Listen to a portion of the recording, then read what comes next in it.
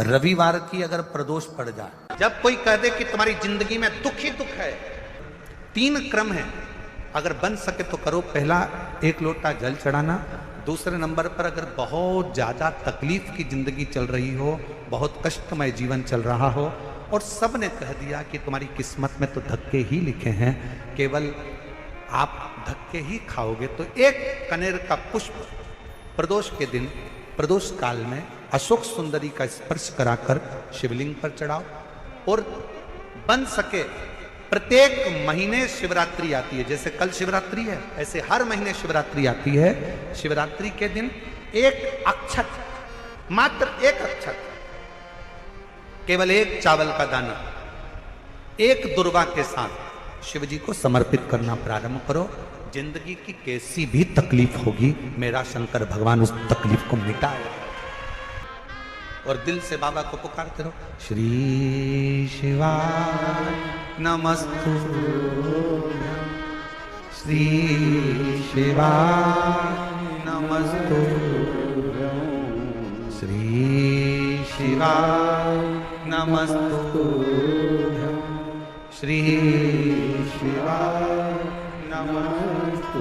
उसको पुकारते रहो, दिल से उसको विश्वास के साथ पुकारो। पार्वती जी के भाग्य में लिखा था कि इनको जो पति मिलेगा वो नग्न वेशधारी मिलेगा, जटाजूड़ वाला मिलेगा, भस्म रमाने वाला मिलेगा, पर उन्होंने, पार्वती जी ने शिव जी की आराधना करना प्रारंभ करी। और जब भगवान शंकर की आराधना करना प्रारंभ करी तो भगवान शंकर ही उनको पति के रूप में मिल गए। और जब स्वयं देव अधिदेव महादेव हमारे भाग्य में अगर आ जाते हैं तो बाकी के भाग्य की सारी रेखाएं अपने आप सीधी हो जाती। शिव महापुराण की कथा एक बड़ी सुंदर बात कहती है, बहुत सुंदर। जिसके दिन खराब चल रहे हो ना, तुम्हें मालूम है कि तुम्हारा रिश्तेदार के दिन खराब चल रहे हैं, उसकी तकलीफ की जिंदगी चल रही है, उसको कष्ट है। हम जानते हैं कि दिल्ली वालों को इतना समय नहीं है, मुंबई वालों को इतना समय नहीं है, बड़े बड़े शहर वासियों को इतना समय नहीं है, पर शिव महापुराण की आज की बात को लेकर जाना। जिसके दिन खराब चल रहे हो, तुम्हारे रिश्तेदार, तुम्हारा कुटुंबी, मोहल्ले में किसी के दिन अगर बेकार चल रहे हो, बहुत कष्ट के दिन चल रहे हो, तो उससे कम से कम 1 दिन में 2 बार जरूर मिला करो। क्यों? उसके दिन भले खराब चल रहे हैं, पर एक ना एक दिन मेरा बाबा उसका हाथ पकड़कर उसको उन्नति की सीढ़ी पर जरूर चढ़ा। रविवार की अगर प्रदोष पड़ जाए, कौन से दिन? रविवार की प्रदोष के दिन ये प्रयोग अवश्य कर कर देखिएगा। ज्यादा बार नहीं करना है, केवल 1 ही बार करना। बाबा स्वयं कृपा करे। अपने मंदिर में, अर्थात अपने घर के पास कोई मंदिर हो, शिवालय हो, देवालय हो, जहां शंकर भगवान विराजमान हो, शिवलिंग हो, ऐसी जगह पर अवश्य करें। हमें कहीं दूर जाकर ये प्रयोग नहीं करना है। अपने शिवालय, अपने जो घर के आसपास में शिवालय हो वो। 1 बेलपत्र अशोक सुंदरी वाली जगह। अब उसको अशोक सुंदरी की जगह पर भी चढ़ाने का तरीका क्या है? ये शिवलिंग है, ये जलाधारी है, ये जल बहता है। जलाधारी मतलब माता पार्वती जी का हस्त कमल, शिवलिंग मतलब भगवान शंकर का स्वरूप। ऊपर से जो बूंद बूंद पानी इस पर गिरता है वो शंकर भगवान की 5 लड़कियां, जया, विषहरा, शामली बारी, दौतली और देव। शिव जी की 5 लड़कियां ऊपर, 1 लड़की शंकर भगवान की 6 नंबर की अशोक सुंदरी उनके चरणारविंद के पास, उनके गणेश, षडानंद, कार्तिकेय के मध्य में। जब हम बेलपत्र चढ़ाएंगे तो उस बेलपत्र को चढ़ाते समय आपकी जो बेलपत्र की डंडी है, वो बेलपत्र, रविवार प्रदोष के दिन का ये उपाय है महाराज। ये बेलपत्र की जो डंडी है, इस डंडी का भाग शिवलिंग की ओर होना चाहिए। ये जो डंडी है, इसका भाग अशोक सुंदरी पर जब चढ़ाएंगे तो शिवलिंग की ओर इसका भाग होगा। दूसरी, बेलपत्र को जब हम समर्पित करेंगे तो जलाधारी का जया, विषहरा, शामरीबारी, दौतली, देव। मान लो जलाधारी ऊपर नहीं है शंकर जी के, तो उसका स्मरण कर कर 5 कन्याओं का नाम लेकर जया, विषहरा, शामलीबारी, दौतली, देव, इनका स्मरण कर कर शंकर भगवान के शिवलिंग पर बेलपत्र रखेंगे। बेलपत्र कहाँ रखना है?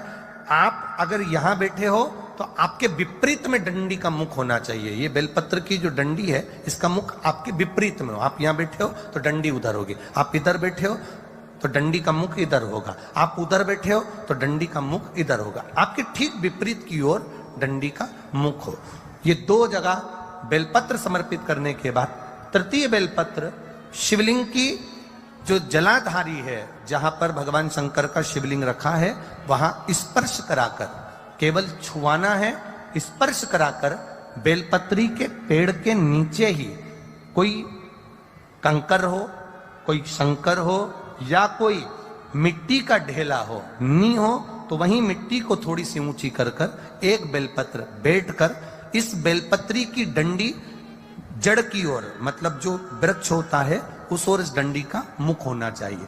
ये 3 रविवार के प्रदोष के दिन शंकर भगवान पर चढ़ाई गई बेलपत्र से हमारा गया हुआ धन भी पुनः आने का रहता है और हमारा जो व्यापार बार बार बंद हो रहा है, शिव की कृपा से एक बार चालू तो चालू हो ही जाता। वैवाहिक जीवन में कहीं तकलीफ आ रही है और हो सकता है आपके विवाह के समय पर कुछ ऐसा योग बना हो कि वैवाहिक जीवन में तकरार इतनी हो रही है, क्लेश इतना हो रहा है कि दोनों एक दूसरे का मुंह देखना पसंद नहीं कर रहे।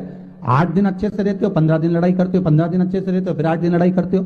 तो उस वैवाहिक जीवन को सुखमय बनाने के लिए लिंग पुराण कहती है, महाराज किसी भी लाल फूल का रस, काय का रस, किसी भी लाल, आप लाल फूल में जान दो तो अपन समझ लो गुलाब की पत्ती का ही रस। सहज भाषा में अगर कहें तो कहें गुलाब की पत्ती का रस, तो हम कह देंगे कि वो गुलाब जल ही समझ लो, ठीक है, सहज भाषा में।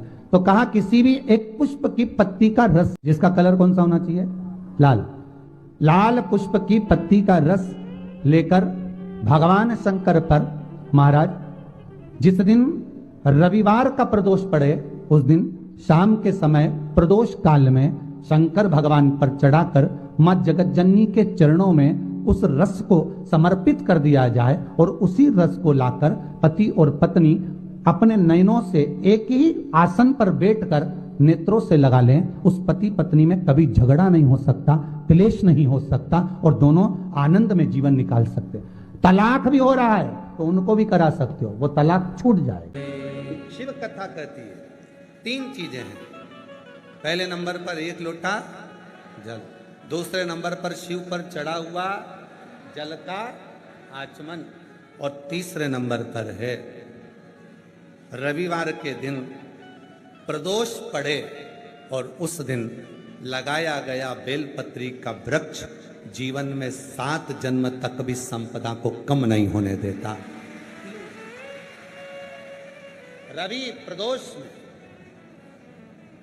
रविवार का यदि प्रदोष का व्रत पड़ा है, रविवार के दिन यदि प्रदोष पड़ी है, उस प्रदोष के दिन प्रदोष काल में, प्रदोष काल जब सूर्य डूबने पर हो, चंद्र उगने पर हो और उसी समय पर जो प्रदोष काल होता है, उस प्रदोष काल में यदि एक बेलपत्री का वृक्ष कहीं पर लगाया गया है और उस बेलपत्री के वृक्ष को आप हमेशा स्मरण करना प्रारंभ कर दें, प्रदोष के दिन उसके नीचे दीप लगाना प्रारंभ कर दें, कभी किसी के आगे हाथ फैलाने की जरूरत नहीं पड़ती, अपन स्वयं कर।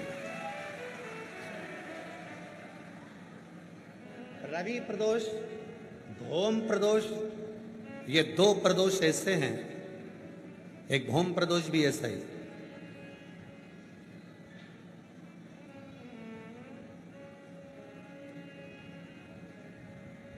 महाराज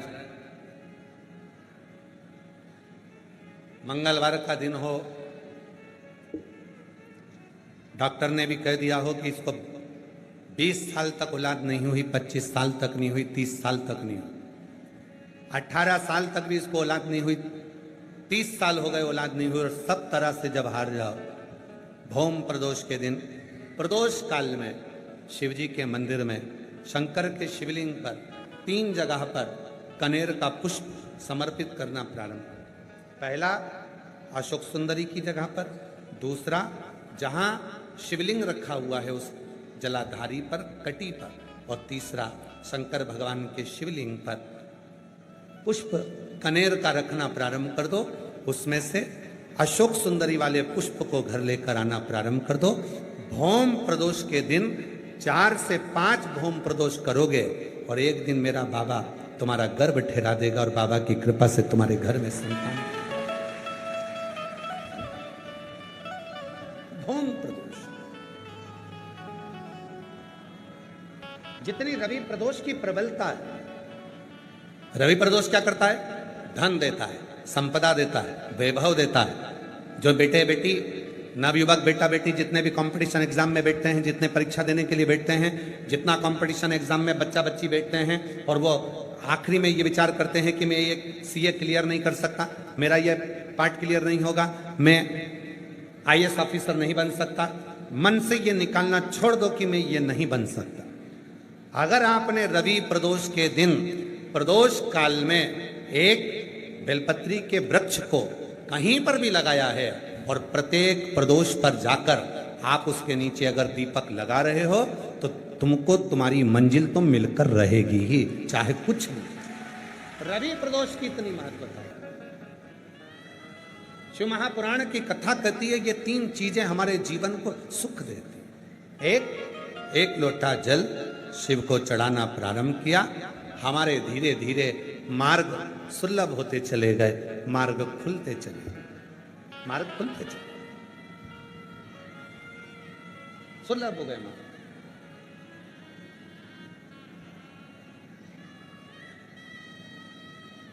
दूसरे नंबर का, शिव पर चढ़ा हुआ जल जब शरीर में रोग आ गया, बीमारी आ गई, कष्ट आ गया, मिटेगा कैसे?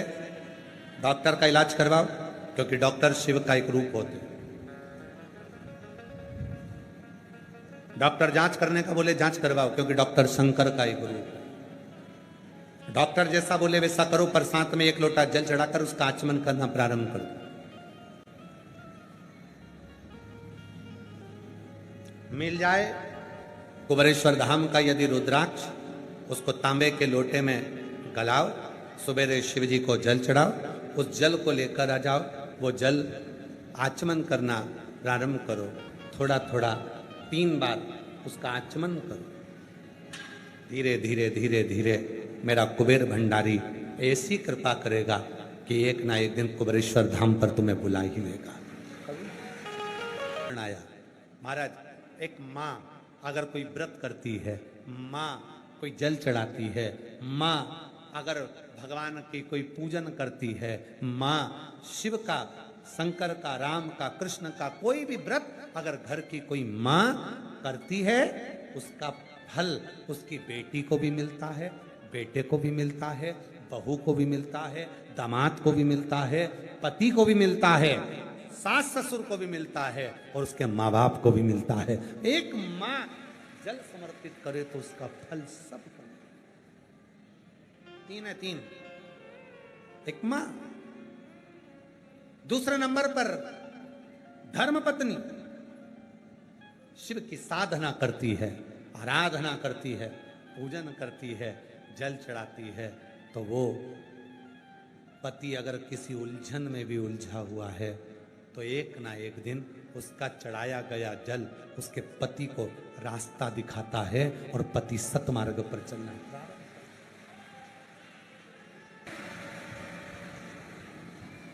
देखो, संतान होना भाग्य की बात होती है, संतान होना भाग्य की बात है, पर संतान के द्वारा अपने को सुख मिल जाए ये सौभाग्य की बात होती है। रवि प्रदोष है, कहते हैं रविवार का यदि प्रदोष पर्व पड़े ना, और शिव जी को 3 चीजें रवि प्रदोष के दिन दी जाती हैं।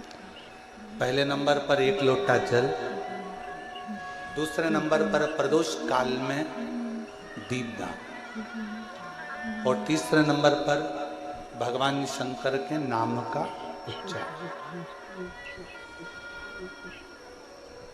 पंचाक्षर मंत्र या षडाक्षर मंत्र या श्री शिवाय नमस्ते। जिस दिन रविवार की प्रदोष पड़े उस दिन एक लाल वस्त्र में पीली सरसों रखकर और उसके अंतर्गत कुछ भी एक, या तो बबूल का कांटा ना मिले तो गुलाब का कांटा ही उसके अंतर्गत रखें, और उसको शिव मंदिर का स्मरण कराकर शंकर भगवान का नाम लेकर रू भैरव। तो शिव पुराण कह रही है कि उस सरसों को कांटे को रू भैरव का नाम लेकर जिस व्यापार जो नहीं चल रहा है, दुकान जो नहीं चल रही है, तो दुकान के सामने उस व्यापार के सम्मुख में उसको जला दिया जाता है। ये करा जाता है रवि प्रदोष के। कौन से प्रदोष? जो सुख का भान कराता है, व्यापार की उन्नति के लिए, समृद्धि के लिए, लक्ष्मी के लिए इसका प्रयोग किया। तो प्रदोष का दिन, प्रदोष काल का समय, भगवान शंकर प्रदोष के दिन, प्रदोष काल में अपने भक्तों के घर पर नंदी के कान में जो बोल कर जाता है, शिवजी नंदी पर बैठकर उस भक्त के दरवाजे पर उसका कल्याण करने के लिए प्रदोष के दिन, प्रदोष काल में पहुंचते हैं। हर हर प्रदोष के दिन, प्रदोष काल में देवाधिदेव महादेव उस शंकर के भक्त के घर जाते हैं, जो भगवान नंदीश्वर के कान में कहकर जाता। नंदी के कान में जिसने कहा,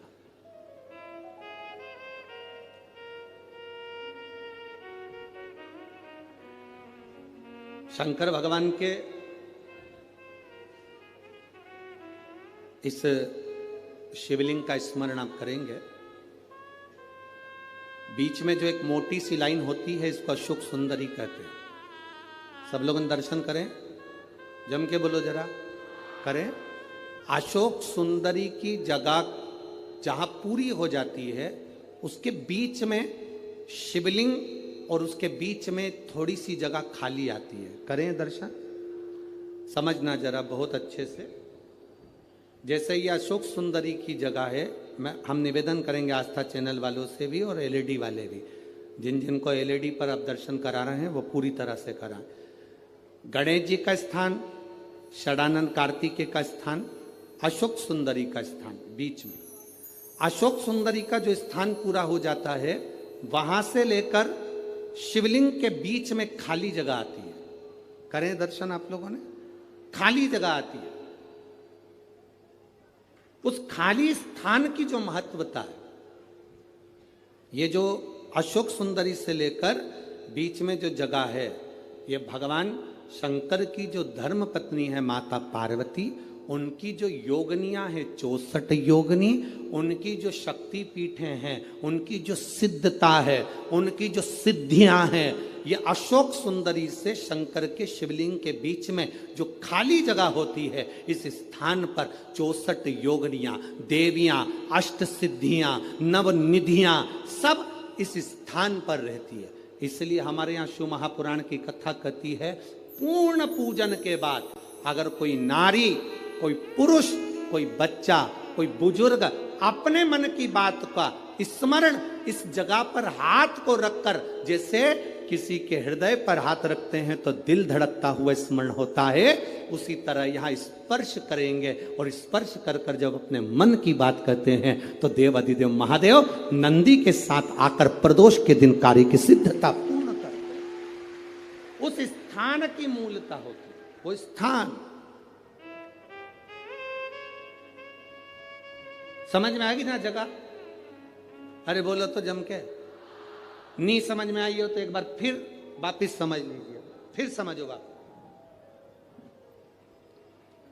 स्थान देखिएगा, अपने को भगवान की कृपा से यहाँ नागपुर में शंकर जी का शिवलिंग कोई ने कागज का बनाकर यहाँ जो भेजा, ये काम बाबा की कृपा से आप लोगों के स्मरण के लिए आया। देखिए जरा, गणेश जी का स्थान, कार्तिकेय जी का स्थान, बीच में ये आ गई अशोक सुंदरी की मोटी सी लाइन।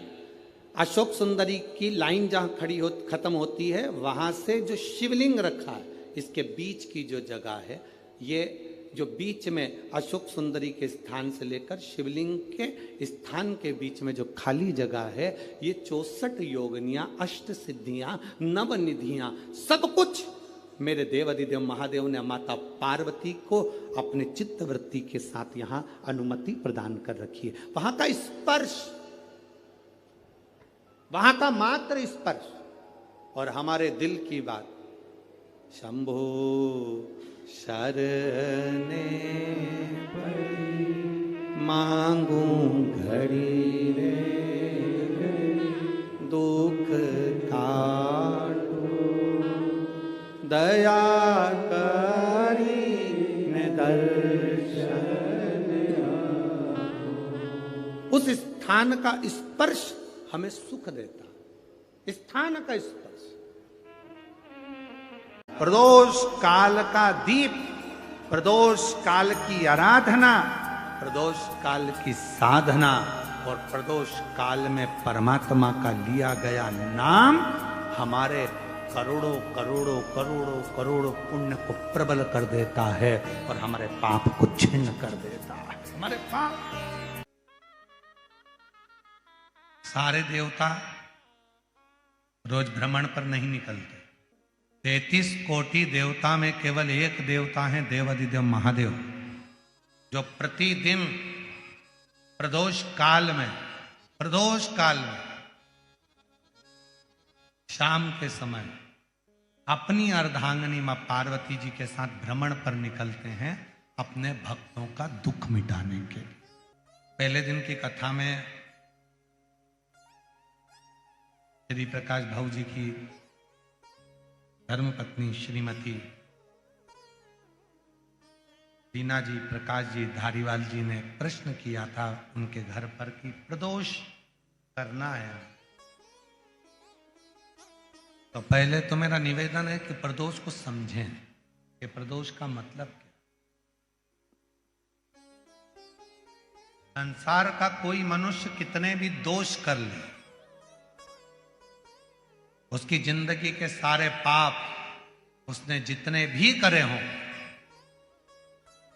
यदि प्रदोष का दिन है, जिस दिन प्रदोष है उस दिन यदि उसने व्रत धारण करा, केवल एक दिन ऐसा होता है प्रदोष का जिस दिन 33 कोटि देवता और 64 योगनियां भी भगवान शंकर के सामने अपने मन की बात कहने के लिए प्रदोष काल में खड़े होते हैं और शिव जी अपने हाथों से उनके दुख मिटाते मिटाते जाते हैं। वो प्रदोष का व्रत सारे दोषों को जो समाप्त कर, सारे दोष, सारी तकलीफ, तुम्हारी जिंदगी के जितने जितने तुम्हारे दोष हैं इस जन्म के उस जन्म के,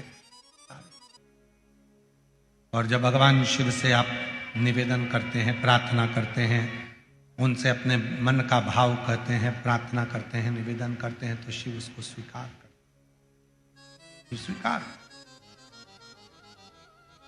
खड़े हैं देवता, भगवान शिव नेत्र बंद करके बैठे, भगवान विष्णु, भगवान ब्रह्मा सब देख रहे हैं, इंद्रदेव पीछे खड़े हैं और पीछे से देख रहे हैं। उनको मालूम है नहीं मिलेगा, ये मिलेगा ही नहीं। पर तभी भगवान नारायण ने फिर जमकर हर हर महादेव कहा। ब्रह्मा जी फिर बोले हार हार, और भगवान नारायण ने और भगवान ब्रह्मा ने 3 बार ताली का जो नाद किया। चंड ने भगवान शिव को सूचना दी, सूचना देकर भगवान शंकर के नेत्र खुल गए और शिव जी के जैसे ही नेत्र खुले, बाबा ओ घड़दानी ने, भगवान शंकर ने नेत्र खोलते ही सामने खड़े हुए भगवान विष्णु को, भगवान ब्रह्मा जी को, देवताओं को देखा और पूछा कि आप यहां पधारे, मुझे आज्ञा करते मैं आ जाता।